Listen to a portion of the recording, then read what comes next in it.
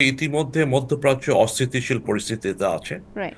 Israel Hamas যুদ্ধের কারণে, Israel Hezbollah যুদ্ধের কারণে, বা ইসরায়েল ইরান সংঘাতের কারণে। কাজে সমগ্র মধ্যপ্রাচ্য একটা টালমাটাল অবস্থার ভিতর দিয়ে যাচ্ছে। সেখানে এই বাশার আসাদের পতনের মাধ্যমে সিরিয়া আবার সম্পূর্ণ নতুন একটা মাত্রা যোগ করলো। কাজে এর প্রভাব শুধু যে মধ্যপ্রাচ্যের ভিতর সীমিত থাকবে তাই নয়, এর প্রভাব আন্তর্জাতিকভাবে আরো ছড়িয়ে পড়বে। আমি প্রধান দুই একটা কারণ বলে দিই। হুম। আমরা জানি যে আল কায়দা বা আইসিস গত কয়েক বছর থেকে তাদের কার্যক্রম বেশ স্থিমিত ছিল। হুম। তবে এখানে এইচটিএস এর যে উত্থান ঘটলো এখানে, বা একটি দেশ দখল তারা করে নিল, এর মাধ্যমে এই ধরনের গোষ্ঠীর নতুন করে মাথা চারা দিয়ে ওঠার প্রবণতাটা অনেক বৃদ্ধি পাবে। কাজে আমরা দেখতে পাচ্ছি যে বিভিন্ন ধরনের যে এক্সট্রিমিস্ট গ্রুপস যারা কাজ করছিল এর আগে, তারা তাদের যে বর্তমান স্থিমিত অবস্থায় ছিল সেখান থেকে তারা একটা নতুন জীবন ফিরে পাওয়ার সম্ভাবনা দেখবে, হুম। এবং সে ধরনের সংঘাত অন্যান্য দেশেও ছড়িয়ে পড়তে পারে। এখানে যেটা বলে রাখা উচিত, এখানে একটা খুব বড় আহ, সংগঠক বা প্লেয়ার ছিল টার্কি, হুম। যে কথাটা আসে না আমাদের আলোচনায়। আচ্ছা। বর্তমান যে এই নতুন করে যে অফেন্সিভটা এইচটিএস নিয়েছে, হুম। খুব সম্ভবত এর ইন্ধন জুগিয়েছে টার্কি। আচ্ছা। কারণ যে ধরনের অপারেশন তারা করেছে, হুম। হুম। বা যে ধরনের তারা অস্ত্র ব্যবহার করেছে, বা যে ধরনের খুবই সফিস্টিকেটেড যোগাযোগ মাধ্যম তারা ব্যবহার করেছে, হুম। এই সব কিছুর এক ধরনের চিহ্ন খুঁজে পাওয়া যায় টার্কিশ সাপোর্টের মাধ্যমে।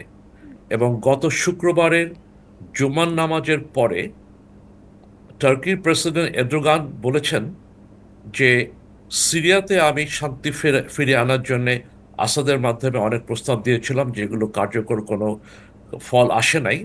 তবে বর্তমানে যে ধরনের অভিযান আবার শুরু হচ্ছে, আমি তাদের সাফল্য কামনা করি। এই ধরনের যে অভিযান এইচটিএস চালিয়েছে, তার মদত হয়তো তারা জুগিয়েছে, অথবা তাদের একটা স্বচ্ছ সমর্থন ছিল এই এইচটিএস এর নতুন অভিযানের পিছনে, এবং তাদের দামাস্কাস দখলের পিছনে। কাজেই টার্কি এখান থেকে এক ধরনের বড় ধরনের একটা ভূমিকা রাখবে বলে আমি মনে করছি। বিশেষ করে তাদের যে কুর্দিশ অঞ্চলে, যেখানে তাদের কুর্দিশদের সাথে যে সংঘাত তাদের আগে ছিল, হুম। যেটা তারা সমাধান করার চেষ্টা করেছিল এর আগে। হুম। তবে মার্কিন সমর্থন যেহেতু কুর্দিশদের প্রতি ছিল, তারা সেই সমর্থনের কারণে তাদেরকে মোকাবেলা সঠিকভাবে করতে পারে নাই। সেই সমাধানের লক্ষ্য হয়তো তারা আবার নতুন করে খুঁজে পাবে। কাজে এখানে ইরান একটা বড় প্লেয়ার, টার্কি, হুম।